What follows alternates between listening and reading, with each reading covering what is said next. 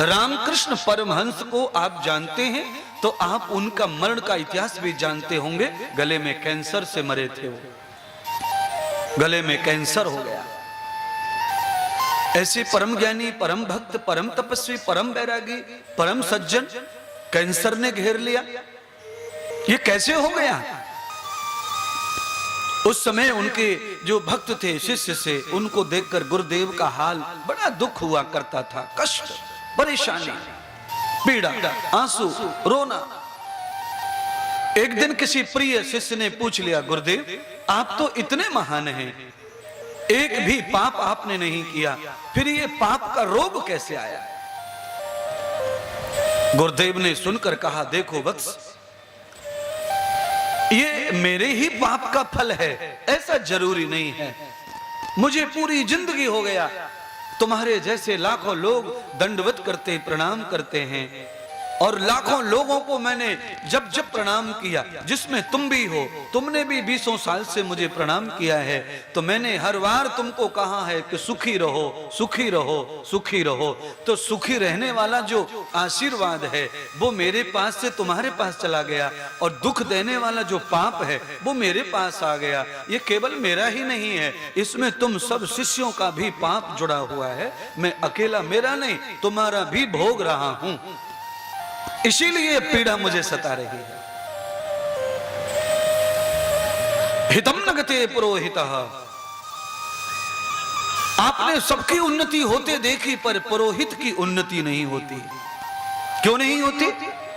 वो सबको सुख करने की चेष्टा करते करते सबके दुख बटोरता रहता है, पर उसका कर्म निरंतर हर घर में स्थापना करना, गणेश बिठाना, राम बिठाना, लक्ष्मी बिठाना, पूजा करना, पाठ करना, इस तरह का उसका नित्य पूजन बढ़ता रहता है, भक्ति बढ़ती रहती है, संकल्प बढ़ते रहते हैं, पर उसकी आर्थिक उन्नति नहीं हो पाती, उसके विज्ञान की उन्नति नहीं हो पाती, विद्या की उन्नति नहीं हो पाती, सामाजिक उन्नति भी रुक जाती है। एक छोटे से दायरे में पहचान बनाकर खत्म हो जाता है। पर होना चाहिए था ये कि दूसरों को सुख देने वाले को सुख प्राप्त होता है, दूसरों को दुख देने वाले को दुख प्राप्त होता है। पर यहां बिल्कुल उलट हो गया रामकृष्ण परमहंस जी का। उन्होंने ये कहा कि आपके भी पाप मुझे लगे हैं, मेरा सुख तुम्हें लग गया है, तुम्हारे दुख मुझे लग गए हैं।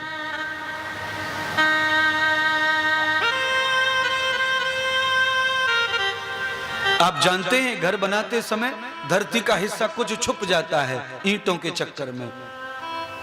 ईंटों के नीचे, दीवार के नीचे जो धरती आ जाती है उसका दिखना बंद हो जाता है।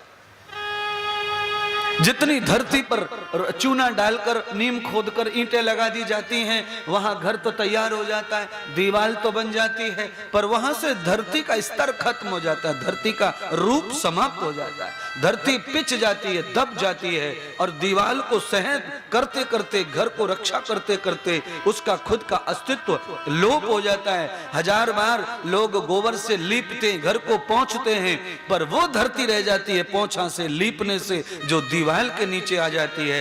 और जो धरती लीपने से, पहुंचने से वंचित है, वही पूरे घर को साधी हुई है। और जो धरती की लिपापोती हो रही है उसको कोई लोड नहीं है, घर का कोई वजन नहीं है, छत का, दीवार का, जो व्यर्थ हो गई, जिसका कोई रूप नहीं, कोई निहार नहीं, कोई निरीक्षण नहीं।